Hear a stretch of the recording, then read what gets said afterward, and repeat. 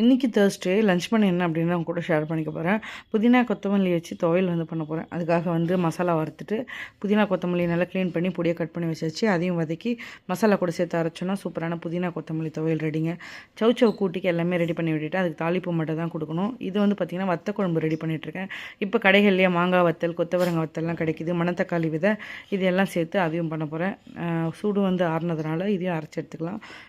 கூட்டும் பார்த்திங்கன்னா தாளித்து விட்டுட்டேன். இது நல்லா எண்ணெய் பிரிஞ்சு வந்தால் சூப்பரான கொத்தமல்லி புதினா துவையல் ரெடி. குழம்பு நல்லா கொதிச்சிட்ருக்கேன். இன்னும் கொஞ்சம் திக்காகணும். வெந்தயக்கீரை கொஞ்சம் இருந்தது, அதையும் நல்லா அலசி எடுத்துகிட்டு இந்த குழம்பு கூட சேர்த்துக்கலாங்க. ரொம்ப டேஸ்ட்டு நல்லாயிருக்கும்.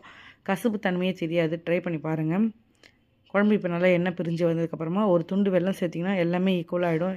சூப்பராக குழம்பு ரெடி ஆகிடுச்சு. சாதமும் வடிச்சாச்சுங்க. இது கூட சுட்ட அப்பளம் ரொம்பவே நல்லாயிருக்கும்.